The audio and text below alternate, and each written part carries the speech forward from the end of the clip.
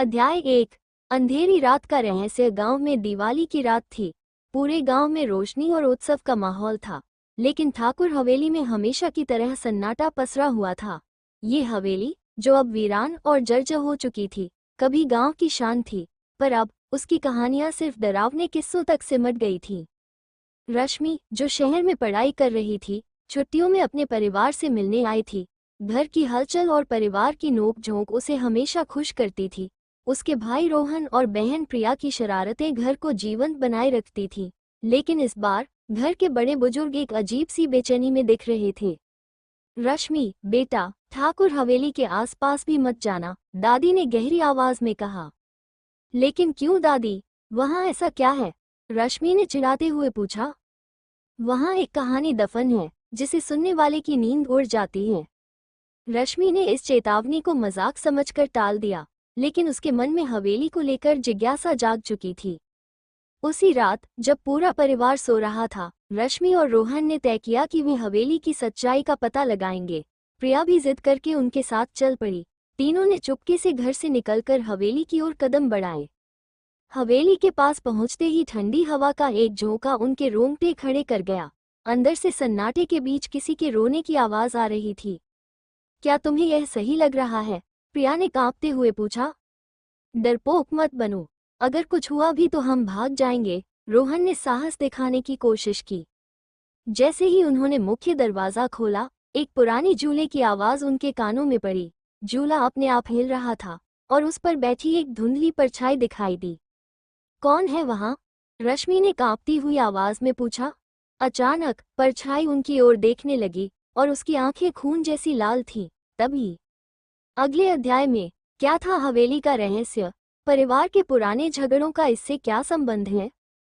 और रोमांस और हास्य कैसे जुड़ेंगे इस डरावने सफर में? अध्याय 2। भूत या भ्रम। हवेली के झूले पर बैठी परछाई की लाल आंखें अंधेरे में चमक रही थीं। रश्मि, रोहन और प्रिया के पैरों तले जमीन खिसक गई। प्रिया डर के मारे रश्मि के पीछे छिप गई। रोहन ने कांपते हुए कहा, चलो यहाँ से निकलते हैं, ये जगह सही नहीं लग रही। लेकिन रश्मि की जिज्ञासा और साहस उसे रोक रहे थे।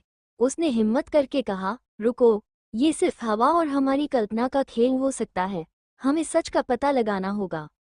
परछाई धीरे धीरे झूले से उठने लगी।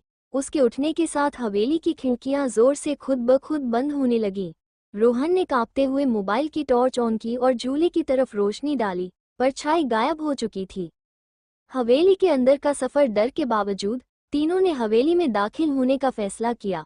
अंदर का माहौल और भी डरावना था।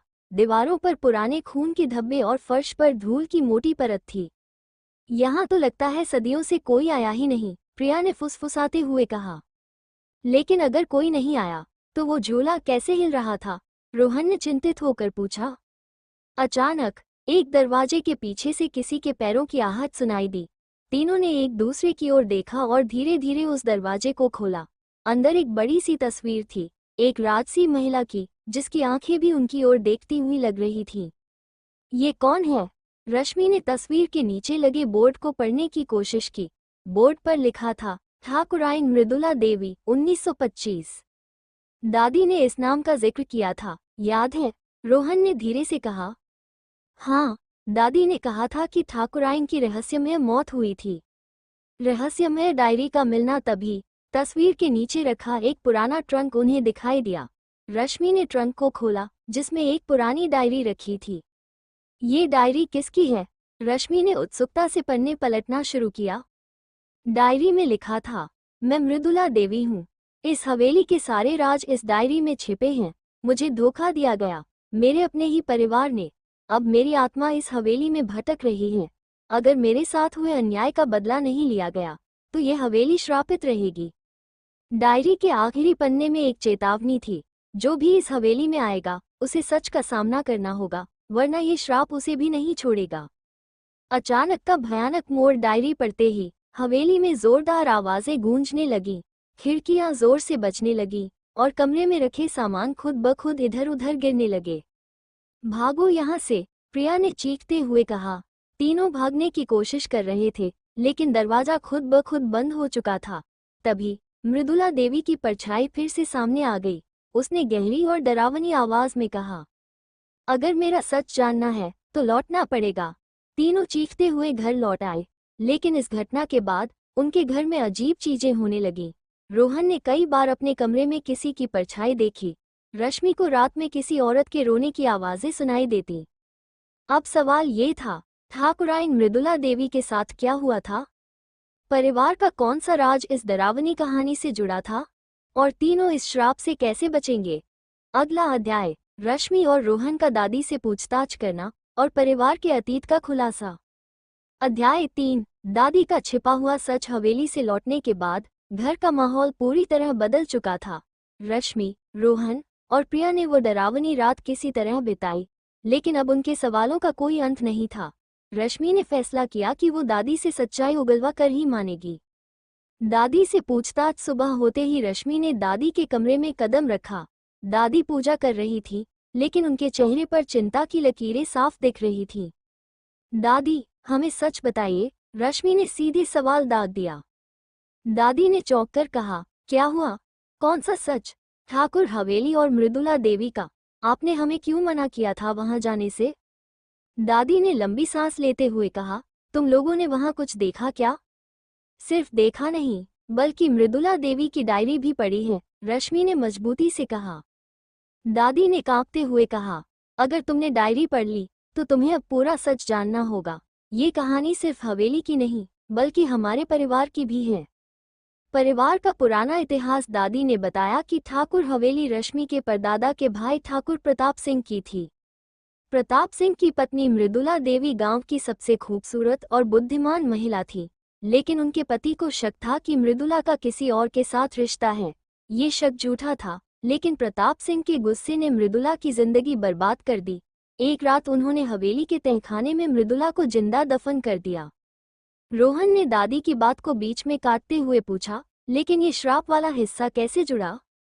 दादी ने दुखी होकर कहा, मृदुला देवी मरने से पहले अपने साथ हुए अन्याय का बदला लेना चाहती थी। उन्होंने प्रताप सिंह और उनके वंशजों को श्राप दिया कि जब तक उनका सच सामने नहीं आएगा, इस परिवार को चैन नहीं मिलेगा। तुम्हारे पिताजी का अचानक से बीमार होना और इस घर में बार बार परेशानियां आना, ये सब उसी श्राप का हिस्सा है। डर का फिर से दस्तक। दादी की कहानी सुनने के बाद प्रिया कांपते हुए बोली, तो अब हमें क्या करना होगा? दादी ने कहा, हमें मृदुला देवी की आत्मा को शांति देनी होगी, लेकिन यह आसान नहीं होगा। तहखाने में छिपे सबूतों को लाना होगा और उनके साथ हुआ अन्याय सबके सामने लाना होगा। रश्मि ने ठान लिया कि अब वो मृदुला देवी को इंसाफ दिलाकर ही मानेगी। हवेली का दूसरा सफर। अगली रात रश्मि, रोहन और प्रिया दोबारा हवेली गए। इस बार दादी ने उन्हें गंगा जल और कुछ रक्षा कवच दिए थे। याद रखना, जो भी हो, डरना मत। आत्मा सिर्फ तब हमला करती है जब उसे लगता है कि सामने वाला कमजोर है, दादी ने समझाया। हवेली में दाखिल होते ही वो पहले से भी ज्यादा डरावनी लग रही थी। इस बार तहखाने का रास्ता ढूंढना उनका मकसद था। डायरी में लिखा था कि तहखाना झूले के पास से शुरू होता है, रश्मि ने कहा। उन्होंने झूले के पास जमीन पर देखा, वहां धूल के नीचे लकड़ी का दरवाजा था। रोहन ने दरवाजा खोला। जैसे ही वो नीचे गए, एक ठंडी हवा का झोंका उनके चेहरे से टकराया। तहखाने में पुरानी दीवारों पर खून के निशान थे। अचानक एक कोने से मृदुला देवी की आत्मा प्रकट हुई। तुम्हारे यहाँ आने का कारण? आत्मा ने गहरी और डरावनी आवाज में पूछा। रश्मि ने साहस दिखाते हुए कहा, हम यहाँ तुम्हें इंसाफ दिलाने आए हैं। हमें बताओ कि हम क्या कर सकते हैं। मृदुला देवी ने कहा, मेरे साथ हुए अन्याय को सबके सामने लाओ। प्रताप सिंह के लिखे दस्तावेज और मेरे निर्दोष होने के सबूत इसी तहखाने में हैं, लेकिन ध्यान रखना, ये रास्ता आसान नहीं है। तहखाने का रहस्यमय खजाना। आत्मा गायब हो गई और तहखाने की दीवार पर एक पुरानी अलमारी दिखाई दी। जब रोहन ने अलमारी खोली तो उसमें दस्तावेजों का एक बड़ा बंडल और कुछ पुराने गहने थे। ये सबूत काफी होंगे, रश्मि ने कहा, लेकिन जैसे ही वो बाहर निकलने लगे, तहखाने का दरवाजा खुद ब खुद बंद हो गया। यह क्या हो रहा है? प्रिया ने घबराते हुए कहा। तभी चारों ओर से डरावनी आवाजें आने लगी और एक कंकाल जैसी परछाई उनके सामने आकर खड़ी हो गई। अगला अध्याय, क्या वे तहखाने से बाहर निकल पाएंगे? मृदुला देवी के सबूत सबके सामने कैसे लाएंगे? परिवार के इस श्राप का अंत होगा या नहीं? अध्याय 4। तहखाने में मौत का सामना। तहखाने का दरवाजा बंद होते ही रश्मि, रोहन और प्रिया को घबराहट ने घेर लिया। चारों तरफ अंधेरा था और उस पर परछाइयों की डरावनी हरकतें उन्हें लगातार भयभीत कर रही थीं। हम यहाँ फंस गए हैं, प्रिया ने कांपते हुए कहा। शांत रहो, घबराने से कुछ नहीं होगा, हमें कोई रास्ता निकालना होगा, रश्मि ने दृढ़ता से कहा। कंकाल का डरावना हमला। अचानक उनके सामने जो कंकाल खड़ा था वो जमीन से उठकर हवा में तैरने लगा। उसकी आंखों से आग जैसी लाल रोशनी निकल रही थी। कंकाल ने गहरी आवाज में कहा, ये तहखाना सिर्फ मृदुला का नहीं बल्कि प्रताप सिंह के गुनाहों का गवाह है। अगर तुमने सच्चाई सामने लाने की कसम खाई है तो मैं तुम्हारा रास्ता नहीं रोकूंगा, लेकिन अगर तुम झूठे इरादे से आए हो तो तुम्हें यहाँ से जिंदा नहीं जाने दूंगा।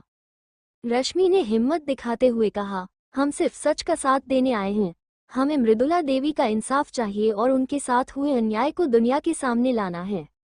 कंकाल ने उनकी परीक्षा लेने के लिए तहखाने में चारों ओर आग की लपटें फैला दी। लपटों के बीच उन्होंने एक दरवाजा देखा जो तहखाने के सबसे गहरे हिस्से की ओर ले जा रहा था। वो दरवाजा ही तुम्हारे लिए रास्ता खोल सकता है, लेकिन ये तुम्हारी सच्चाई और साहस की परीक्षा होगी, कंकाल ने कहा और गायब हो गया। तहखाने की आखिरी मंजिल। तीनों ने डर को दरकिनार करते हुए दरवाजे की ओर कदम बढ़ाए। जैसे ही उन्होंने दरवाजा खोला उन्हें एक गहरी गुफा नजर आई। उस गुफा में चारों तरफ सांप और चमगादड़ थे। बीच में एक बड़ी सी टेबल पर सोने के बक्से में कुछ दस्तावेज रखे थे। यह वही सबूत हैं जो हमें चाहिए, रश्मि ने कहा। जैसे ही रोहन ने बक्से को छुआ गुफा में जोर से आवाजें गूंजने लगी। दीवारों पर खून के निशान उभर आए और ऐसा लगा जैसे पूरा तहखाना टूटने वाला है। जल्दी करो, ये जगह हमारे लिए सुरक्षित नहीं है, प्रिया ने चीखते हुए कहा। आत्मा की मदद। उसी समय मृदुला देवी की आत्मा फिर से प्रकट हुई। ये सबूत तुम्हारे पास हैं, लेकिन तुम्हें इसे हवेली से बाहर ले जाने के लिए मेरी मदद चाहिए। मैं तुम्हें बाहर का रास्ता दिखाऊंगी, लेकिन याद रखना, ये दस्तावेज अब तुम्हारे जीवन का हिस्सा बन चुके हैं। इन्हें दुनिया के सामने लाना तुम्हारी जिम्मेदारी है। आत्मा ने अपने हाथों से तहखाने के एक गुप्त दरवाजे को खोला। तीनों ने दस्तावेजों को सुरक्षित रखते हुए जल्दी से तहखाने से बाहर कदम रखा। हवेली से भागना। हवेली में सब कुछ सामान्य लगने लगा था, लेकिन जैसे ही वे मुख्य दरवाजे की ओर बढ़े उनके पीछे की खिड़कियां और दरवाजे जोर जोर से बंद होने लगे। ये जगह हमें रोकने की कोशिश कर रही है, रोहन ने घबराते हुए कहा। नहीं, ये सिर्फ डराने की कोशिश है, भागो, रश्मि ने चिल्लाते हुए कहा। आखिरकार तीनों किसी तरह हवेली से बाहर निकलने में कामयाब हो गए, लेकिन जैसे ही वे हवेली के बाहर आए एक बार फिर से मृदुला देवी की आवाज गूंजी। अब ये तुम्हारा कर्तव्य है कि मेरे साथ हुए अन्याय को दुनिया के सामने लाओ। याद रखना, झूठ बोलोगे तो मेरी आत्मा तुम्हारा पीछा करेगी। घर लौटने पर तीनों घर लौटे तो दादी ने उन्हें गले से लगा लिया। तुम सब ठीक हो? दादी ने चिंतित होकर पूछा। हाँ दादी, लेकिन अब हमें बाकी परिवार और गांव वालों को सच बताना होगा, रश्मि ने गंभीरता से कहा। गांव वालों के सामने सच्चाई। अगले दिन पूरे गांव को हवेली के आंगन में बुलाया गया। रश्मि ने मृदुला देवी के दस्तावेज और डायरी सबके सामने पेश की। ये ठाकुराइन मृदुला देवी की सच्चाई है। उन्हें बेवजह दोषी ठहराकर जिंदा दफन कर दिया गया। ये हवेली उनके साथ हुए अन्याय का गवाह है। गांव के बड़े बुजुर्ग भी यह सच सुनकर हैरान रह गए। ठाकुर प्रताप सिंह के पोते परपोते ने अपनी गलती मानी और मृदुला देवी की आत्मा की शांति के लिए पूजा का आयोजन किया। श्राप का अंत। पूजा के बाद हवेली से आने वाली डरावनी आवाजें हमेशा के लिए बंद हो गईं। मृदुला देवी की आत्मा ने आखिरकार शांति पाली। अब इस परिवार पर कोई श्राप नहीं है, दादी ने राहत की सांस लेते हुए कहा। रश्मि, रोहन और प्रिया ने एक दूसरे की ओर देखा और मुस्कुरा दिए। उनका साहस और एकजुटता मृदुला देवी को इंसाफ दिलाने में सफल रहा। अध्याय 5। पुनर्जन्म का आरंभ। गांव में हवेली का श्राप खत्म होने के बाद भी एक अजीब सी बेचैनी छाई हुई थी। गांव के लोग सोच रहे थे कि अब सब ठीक हो जाएगा, लेकिन वे यह नहीं जानते थे कि कहानी अभी खत्म नहीं हुई थी। रश्मि के सपनों का संकेत। रश्मि को इन दिनों बार बार अजीब सपने आ रहे थे। सपनों में वह खुद को मृदुला देवी के रूप में देखती। उसे वही तहखाना, वही झूला और वही गुस्से से भरे प्रताप सिंह दिखाई देते। तुम मुझे माफ कर दोगी मृदुला? प्रताप सिंह की गूंजती हुई आवाज उसे बार बार सुनाई देती। एक रात जब रश्मि इन सपनों से परेशान होकर जागी तो उसने पाया कि उसके कमरे में वही झूले की आवाज गूंज रही थी। ये कैसे संभव है? हवेली से सब खत्म हो गया था न? रश्मि ने खुद से कहा। दादी का रहस्य और मृदुला का पुनर्जन्म। रश्मि ने दादी से इस बारे में बात की। दादी, मुझे लगता है कि मृदुला देवी की आत्मा अब मुझसे जुड़ चुकी है। क्या ये सच हो सकता है? दादी ने गंभीर होकर कहा, तुमने उनके लिए इंसाफ की लड़ाई लड़ी थी। हो सकता है उनकी आत्मा अब तुम्हारे माध्यम से कुछ और बताना चाहती हो। लेकिन सावधान रहो, पुनर्जन्म सिर्फ अच्छाई के लिए नहीं बल्कि बदले के लिए भी हो सकता है। दादी ने खुलासा किया कि परिवार के कुछ सदस्य अब भी मृदुला के खिलाफ षड्यंत्र रच रहे थे। क्या मतलब दादी? श्राप तो खत्म हो गया था, फिर भी षड्यंत्र क्यों? रश्मि ने पूछा। कुछ लोग मृदुला देवी की मौत से जुड़े सारे सबूत नष्ट करना चाहते हैं ताकि उनकी गलतियां कभी सामने न आए। और हो सकता है कि मृदुला देवी अब इन लोगों को सबक सिखाने लौटी हो। गांव में अजीब घटनाएं। गांव में एक के बाद एक अजीब घटनाएं होने लगीं। ठाकुर प्रताप सिंह के वंशजों में से किसी की फसल जल गई। किसी के घर में अजीब आवाजें सुनाई देने लगी। और सबसे डरावनी बात, रात के अंधेरे में लोगों को मृदुला देवी जैसी एक महिला सफेद साड़ी में दिखाई देने लगी। गांव में डर का माहौल बन चुका था। लोगों का मानना था कि मृदुला देवी की आत्मा अभी भी बदले की आग में जल रही है। रश्मि का साहस। रश्मि ने तय किया कि वह इस रहस्य को सुलझाकर ही मानेगी। अगर मृदुला देवी का पुनर्जन्म हुआ है तो मुझे उनके इरादों का पता लगाना होगा। उसने दादी से पुराने परिवार के दस्तावेज मांगे। उन दस्तावेजों में उसे पता चला कि प्रताप सिंह का एक पोता विक्रम सिंह मृदुला देवी के साथ हुए अन्याय का असली मास्टरमाइंड था। तो इसका मतलब है कि विक्रम सिंह ने ही यह कहानी बनवाई कि मृदुला देवी का किसी और के साथ संबंध था। रश्मि ने समझते हुए कहा। मृदुला की चेतावनी। उसी रात रश्मि के सपने में मृदुला देवी फिर से आई। तुमने मेरे लिए जो किया उसका आभार है, लेकिन मेरे बदले की आग अब भी शांत नहीं हुई है। विक्रम सिंह को उसके पापों की सजा मिलनी चाहिए। मैं तुम्हारे माध्यम से अपना न्याय चाहती हूँ, मृदुला ने कहा। रश्मि ने सपना खत्म होने के बाद खुद को और मजबूत महसूस किया। मैं इस बार डरने वाली नहीं हूँ। मृदुला देवी की आत्मा को न्याय मिलना ही चाहिए। अगले कदम की तैयारी। रश्मि ने रोहन और प्रिया को अपने साथ लिया और विक्रम सिंह के घर की ओर चल पड़ी। अब सच्चाई सामने लानी होगी, चाहे हमें इसके लिए किसी भी खतरे का सामना करना पड़े, रश्मि ने कहा। जैसे ही वे विक्रम सिंह के घर पहुंचे, वहां उन्हें कुछ ऐसा मिला जिसने उन्हें चौंका दिया। अगला अध्याय, विक्रम सिंह के घर का भयानक रहस्य, मृदुला देवी के पुनर्जन्म की सच्चाई और अंततः न्याय की जीत या विनाश का सामना। अगले अध्याय के लिए बताएं।